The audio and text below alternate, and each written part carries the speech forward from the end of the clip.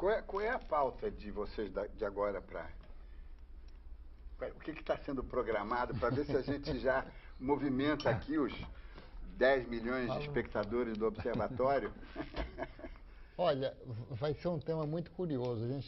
Ninguém sabe ainda, a gente só... Fica entre nós, ninguém...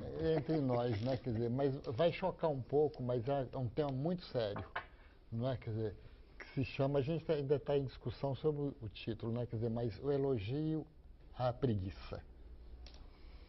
Né? Quer dizer, o tema da preguiça e do preguiçoso, dessa figura, que eu acho que é muito maltratado, sabe? Quer dizer, porque a preguiça, e a hipótese geral é essa, né? Quer dizer, como diz o Camus, né? Quer dizer,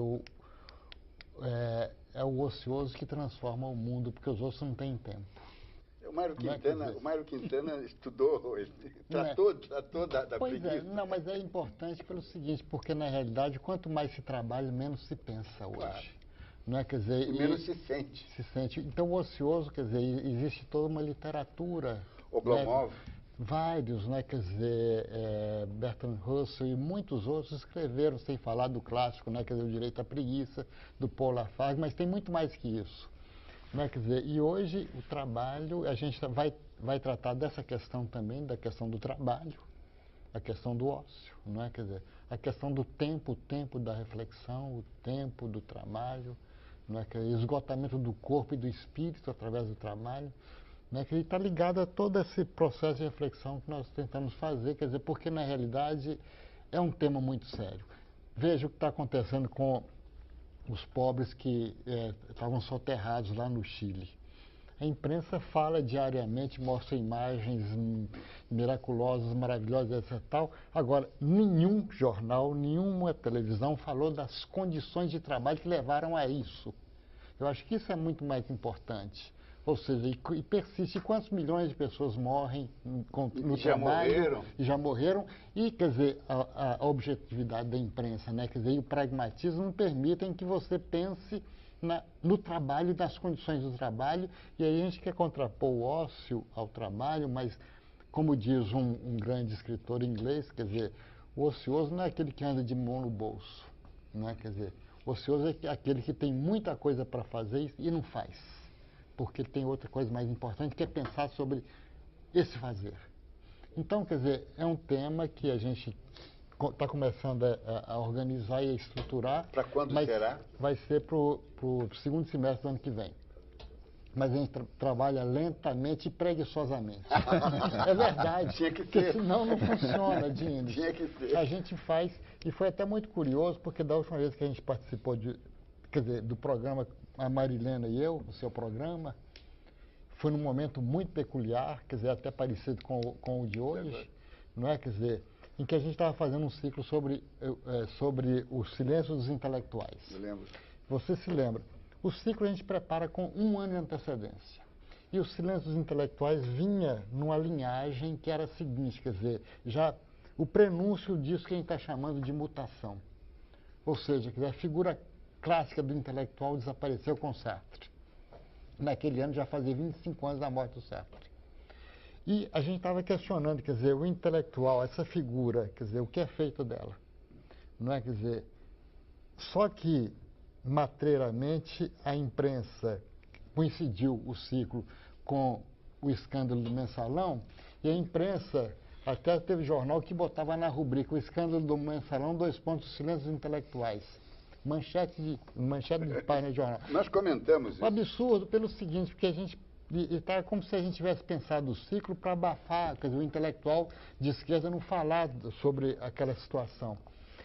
E mais curioso, Dines, é que quando saiu o livro, até trouxe aqui para você, né, quer dizer, Companhia das Letras Editor, saiu o livro quando a imprensa poderia, de alguma maneira, confrontar aquilo que ela disse com aquilo que foi publicado, não saiu uma linha até hoje sobre o livro. Quando saíram páginas e páginas editoriais dos jornais, dos grandes jornais, né, quer dizer, a imprensa chamando a gente de tudo, inclusive de porco, né, quer dizer, os porcos estão nesses termos. Então, quer dizer, na realidade, eu estou falando disso, me extrapolei, mas estou falando disso aqui. todos esses ciclos eles são preparados com muita antecedência e muito cuidado, não é? Eu acho que é por isso que dá certo. Sobre a comunicação, essa era da informação, ou essa transformação que está acontecendo no mundo informativo, alguma coisa mais fechada, vocês estão pensando, não?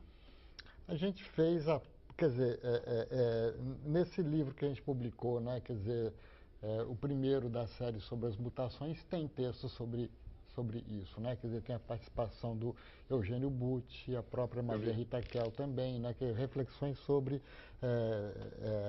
esse tema, não é? E já também um pouco analisando isso, não propriamente sobre o tema, um outro livro que é sobre muito além do espetáculo, que é sobre a televisão, não é? Quer dizer, a gente tem tentado pensar um pouco assim, mas não diretamente só porque é sobre informação, não. Claro, claro. Nós estamos chegando ao fim do programa. Eu queria, já que nós estamos entre filósofos, eu queria, digamos, as especulações finais de cada um, né, para compartilhar com os telespectadores. Franklin. Bem, eu acho que essa experiência que nós temos feito já de tantos anos de colocar em discussão assuntos importantes para a atualidade, e como diz o Adalto, nunca de maneira assim a aproveitar oportunidades, mas sempre de maneira a tornar oportuno aquilo que é geral e universal. Né? Eu acho que esse é um tipo de discussão que interessa muito, é uma discussão formativa. Né? E eu me orgulho muito de ter participado todos esses anos desses ciclos, porque eu vejo que isso dá frutos, isso comove um certo público, e então a gente acaba se convencendo que está fazendo um trabalho interessante desse ponto de vista da formação das consciências autônomas, que é o essencial da cidadania. Claro. Nelson Binhoto. Bom, eu acho que primeiro foi um privilégio para mim estar com a Adalto há tanto tempo, participando desses ciclos, e eu acho que eles nos mostram uma coisa muito interessante, é que o trabalho de reflexão ele se faz na longa duração, na calma. Né? Por isso que o ciclo tem internamente eles ciclos também, que veio lá dos anos 80 com o sentido da paixão, com o olhar, o desejo, depois o ciclo sobre a ética inaugura um segundo momento, né? Sempre, na verdade, se colocando um pouco à frente, muitas vezes, dando a cara a tapa, né, em questões muito difíceis, e por isso ocupando esse lugar da reflexão, que é sempre na longa duração e é sempre na calma. Nós falávamos agora da informação, hoje talvez nós tenhamos muito acesso à informação, mas a gente não pode esquecer que um livro tem que ser lido. Não basta ter ele em cima da mesa, não basta ele ter. Mas agora tem 30 livros, não tenho nada contra isso, longe disso. Mas é preciso ler os 30 livros, que o fato de tê-los não vai transformar nada. Eu acho que esses ciclos têm sido essa demonstração, quer dizer, que o pensamento se constrói numa trajetória, né?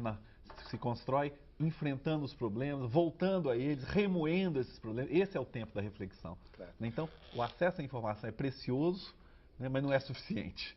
Adalto, queria ouvi-lo também, mas eu queria que você desse uma pensada sobre, quer dizer, o Brasil e o resto da América Latina são mais ou menos equiparados, ou os argentinos pensam um pouquinho mais ou menos, não sei, há diferenças ou é um universo mais ou menos homogêneo? Eu acho que o mundo está mais ou menos homogêneo hoje, sabe?